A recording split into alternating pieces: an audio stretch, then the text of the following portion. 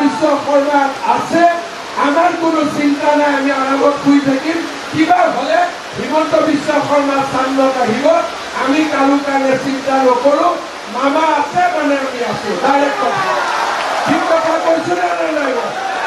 আৰু আপোনালোকৰ কিবা হলে আগত মই আহি যাম গতিকে আপোনালোকৰ কোনো টেনশ্যন নাই এইবিলাক চিন্তাই নকৰিব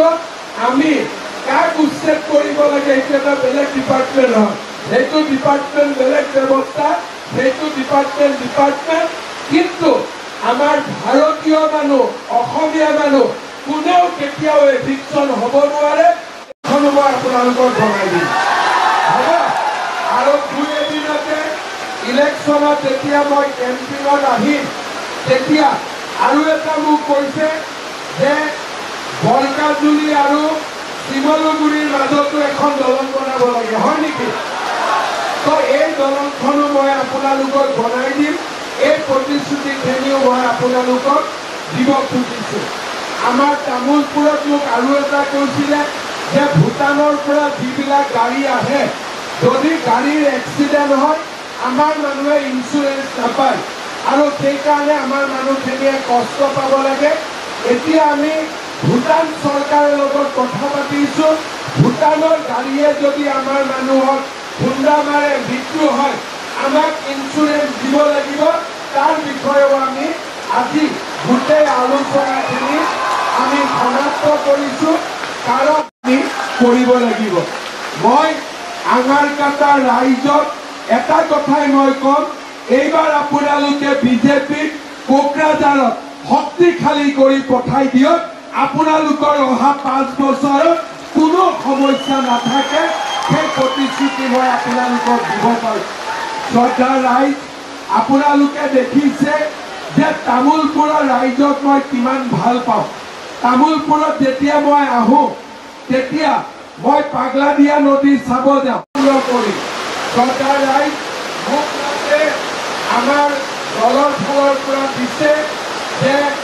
আদিবাসী সান্থালী ৰাইজৰ মাটিখাল নিৰ্মাণ কৰিব লাগে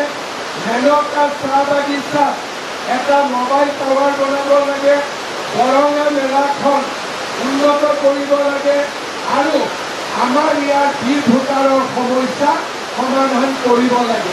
মই আপোনালোকক এটাই প্ৰতিশ্ৰুতি দিম যে এবাৰ মাত্ৰ আপোনালোকে বিজেপি দলত ভোট দিয়ক বিজেপি দলক সহায় কৰক এইকেইটা সমস্যা চৰকাৰ হোৱাৰ লগে লগে 3 মাহতে শেষ হৈ যাব মোকতো আৰু বেছি কাম লাগিব আপোনালোকে আৰু বেছি মোক কাম দিব লাগিব এতিয়া মই ইয়াৰ ওপৰত নতুনকৈ ৰাইজে আৰু এখন দলং বিচাৰিছিলে আজি পাগলাদিয়াত ৰাজ্য চৰকাৰে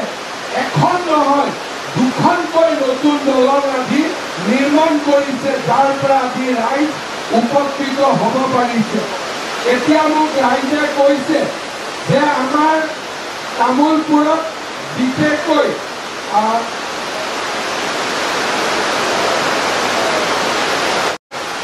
প্ৰাথমিক শিক্ষা বিষয়া লাগে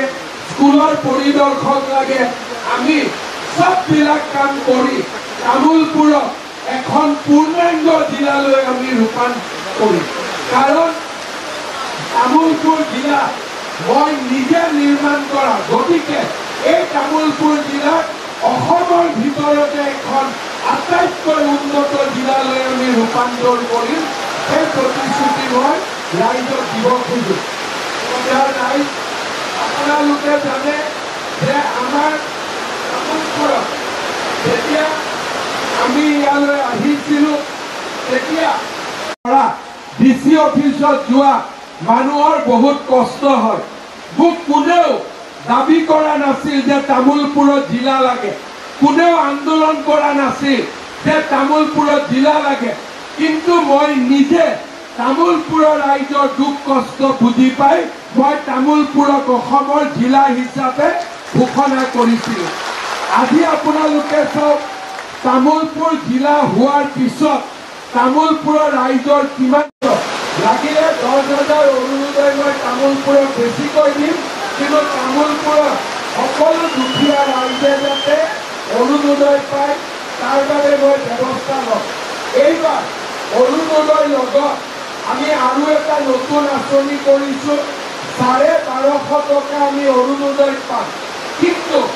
অৰুণোদয় পৰিয়ালে যদি গেছ কিনে চিলিণ্ডাৰ কিনে প্ৰত্যেকটো চিলিণ্ডাৰ কিনাৰ বাবদ অৰুণোদয় পৰিয়ালক আমি আৰু 250 টকাকৈ